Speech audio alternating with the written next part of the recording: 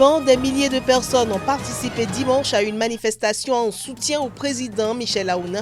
Cela n'a pas découragé les anti-régimes.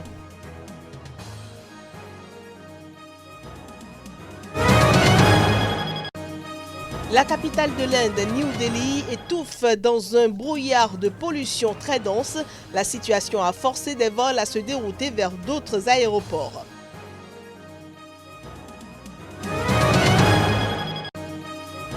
Grave sécheresse dans l'est du Zimbabwe, la situation fait peser une menace de famine sur les populations.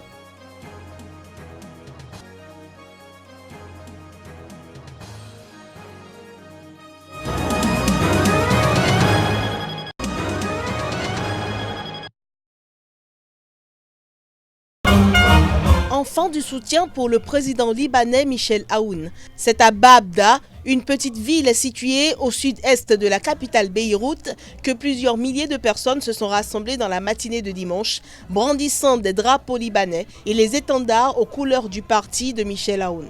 Les participants ont dénoncé les manifestations anti-pouvoir qui réclament le départ du chef de l'État, tout en disant qu'ils partageaient les demandes de la contestation, dont les réformes et la lutte contre la corruption, mais que le président était le seul qui pouvait les concrétiser. Il faut dire qu'avec ses alliés, notamment le mouvement chiite du Hezbollah, la formation de Aoun domine le Parlement.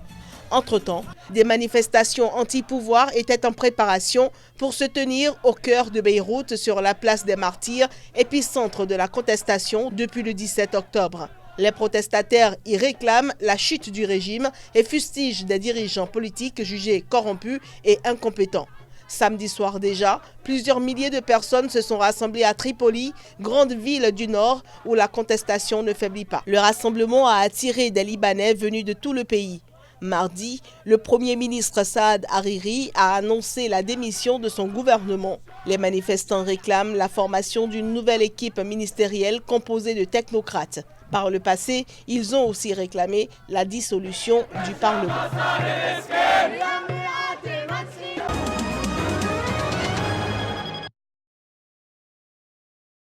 Au total, 23 candidats avaient déposé leur dossier en vue de participer à l'élection présidentielle algérienne destinée à trouver un successeur à Abdelaziz Bouteflika, forcé à la démission en avril après 20 ans de pouvoir. Mais l'autorité électorale algérienne a annoncé ce samedi avoir validé les dossiers de 5 candidats pour ce scrutin prévu le 12 décembre prochain. Désormais, le Conseil constitutionnel a 7 jours pour rendre officielle la liste des candidats après d'éventuels recours.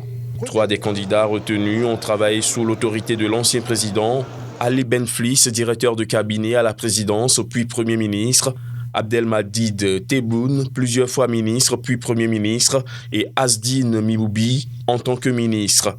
Le 4e candidat est Abdelkader Bengrinar, ancien ministre du Tourisme de 1997 à 1999 et ancien député d'Alger, issu d'un parti qui a soutenu Benflika.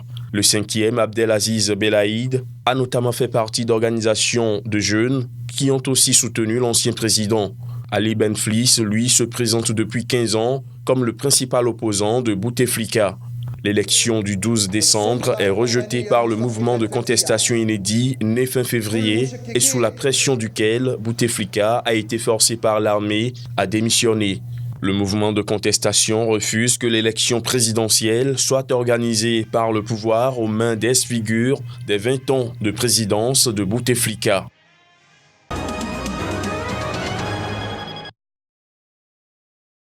Dans une déclaration adoptée à l'unanimité de ses 15 membres, le Conseil de sécurité de l'ONU appelle au respect de la date de l'élection présidentielle en Guinée-Bissau, tout en rejetant le changement de pouvoir décidé par le président José Mario Vaz en limogeant en début de semaine son Premier ministre qui l'a remplacé jeudi par un nouvel exécutif.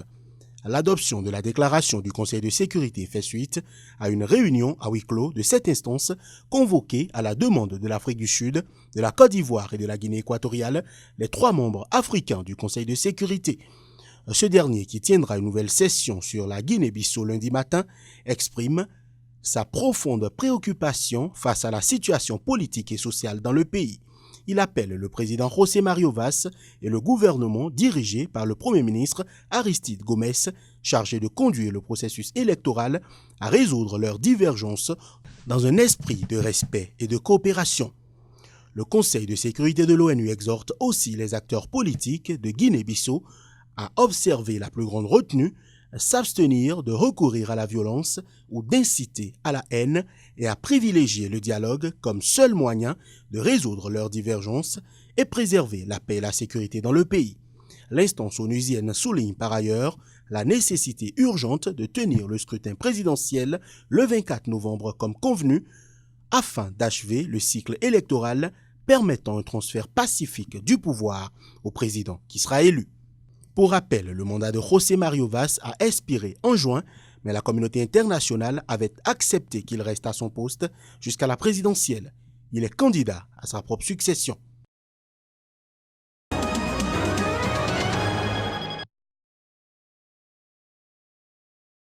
Vainqueur des législatives en Tunisie, le parti Ennahda a établi un document d'accord qui va guider les négociations avec les autres partis pour la formation du nouveau gouvernement.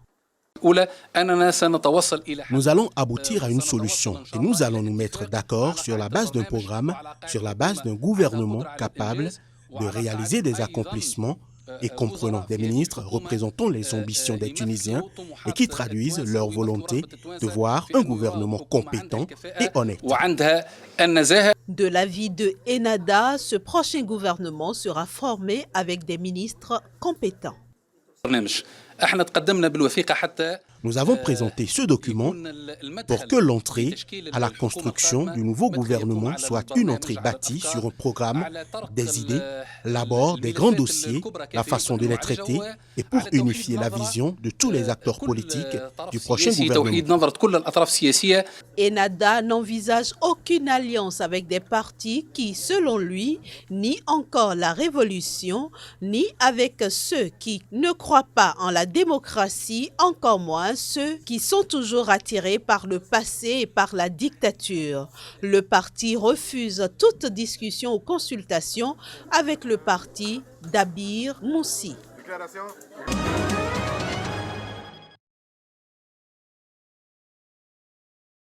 La révision de la Constitution de 1990 est la bienvenue chez moi.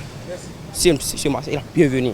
Je félicite énormément Patrice Talon, principalement les députés de la 8e législature là. Je les félicite beaucoup. C'est une honte pour ce gouvernement de Patrice Talon. Je dis, je vais répéter. C'est une honte pour le gouvernement de Patrice Talon. Parce que les lois qui ont été votées, c'est plus ou moins bien. Avoir assez de femmes à l'Assemblée nationale, ça prouve qu'on lutte vraiment pour avoir l'équité genre. Mais on aurait espéré que certaines lois en particulier aussi soient touchées. Voilà. Oui, je pense que si vous écoutez le bas peuple n'est pas d'accord n'est pas d'accord même avec cette forme de révision de notre constitution. Maintenant, est-ce que le peuple a eu les moyens de se défendre? C'est là le problème. Le code de... À l'appel d'un tribunal sud-africain, le ministre de la Justice doit se prononcer sur l'extradition de Manuel Chang, l'ex-ministre mozambicain des Finances, arrêté l'an dernier à Johannesburg pour son implication présumée dans un vaste scandale de corruption. Réclamé par le Mozambique et les États-Unis, Manuel Chang est détenu en Afrique du Sud depuis décembre 2018 à la demande des autorités américaines pour sa participation présumée à des prêts frauduleux de 2 milliards de dollars à des entreprises d'État du Mozambique. Il est accusé d'avoir perçu plusieurs millions de dollars de pots de vin en marge de cette affaire. Les États-Unis affirment que des investisseurs américains auraient été lésés par ces montages. En mai dernier, le ministre sud-africain de la Justice, Michael Massoutta, avait décidé, avant de quitter son poste, de donner raison à Maputo et de renvoyer Manuel Chang au Mozambique. Mais en juillet, son successeur, Ronald Lamola, était revenu sur cette décision.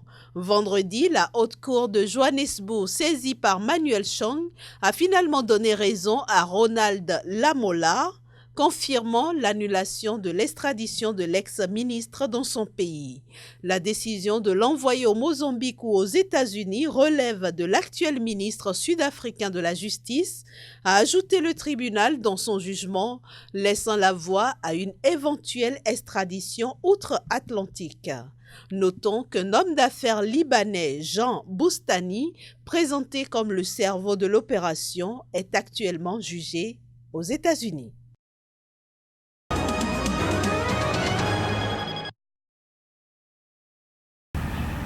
La capitale indienne de 20 millions d'habitants connaît chaque année des épisodes très violents de pollution d'air. Ceci est dû à la fois à la circulation automobile, aux rejets industriels et aux fumées des brûlis agricoles qui battent leur plein dans les régions voisines. Selon l'agence indienne surveillant la qualité de l'air, les concentrations de particules fines PM2,5 ont atteint des sommets, en raison notamment de légères précipitations samedi soir. D'un autre côté, l'ambassade américaine à New Delhi enregistrait ce dimanche une concentration de particules fines PM2,5 de 810 microgrammes par mètre cube d'air, alors que l'Organisation mondiale de la santé recommande de ne pas dépasser 25 en moyenne journalière. On peut donc dire que la pollution a atteint des niveaux insupportables à New Delhi. Nombre d'habitants se plaignent de problèmes à la gorge et aux yeux. Beaucoup tentent de se protéger avec des masques.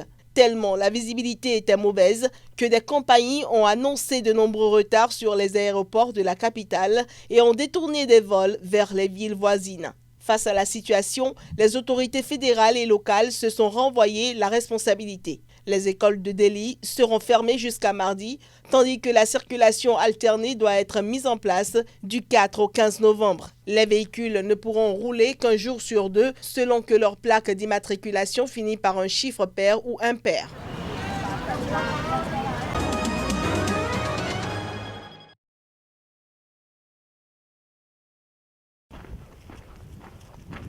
Bwera, un district rural de l'est du Zimbabwe, souffre aujourd'hui d'une grave sécheresse qui menace sa population de famine.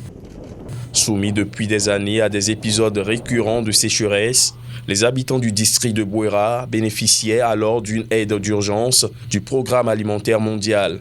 $8 par mois pour chaque personne, de l'huile et des rations de porridge pour les enfants. C'était alors suffisant pour s'offrir 3 repas par jour, payer les frais de scolarité des enfants et leur repas à l'école. Quand les villageois reçoivent de l'argent des donateurs, cela les aide beaucoup et c'est aussi un avantage pour moi en tant que commerçante parce que ça fait marcher mon commerce et nous survivrons tous. Cette aide s'est arrêtée depuis et les familles ont dû alors adapter leur régime quotidien. J'ai utilisé de l'argent que nous avons reçu pour payer les frais de scolarité de mes enfants et le reste pour acheter de la nourriture. Mais depuis la dernière fois que nous avons reçu l'argent, nous avons fait face à de graves pénuries alimentaires et nous ne mangeons qu'une fois le soir et des fruits sauvages toute la journée. Nous avons réduit nos portions de nourriture afin qu'il y en ait assez pour tout le monde. Mais parfois, moi et mon mari ne mangeons pas du tout et nous nous assurons que seuls les enfants ont de la nourriture. Dans les villages alentours, les mauvaises récoltes ont plongé des milliers d'habitants dans l'insécurité alimentaire. Dans son village de Joni, Fungai Mugombe a monté avec les 2 autres femmes de son mari une petite affaire de vente de ferraille récupérée sur des pneus de camion qu'elle tresse en grillage. Souvent, elle échange sa ferraille contre un peu de nourriture. Parfois, nous troquons la clôture que nous fabriquons avec de la nourriture et c'est la principale raison pour laquelle nous fabriquons la clôture, pour nous procurer de la nourriture. Pour faire face à la situation, le gouvernement affirme avoir consacré $120 millions américains de son budget à la production de cultures stratégiques. Mais dans un pays englué dans une crise économique depuis 20 ans et paralysé par des pénuries, ces cultures se font cruellement attendre sur le terrain.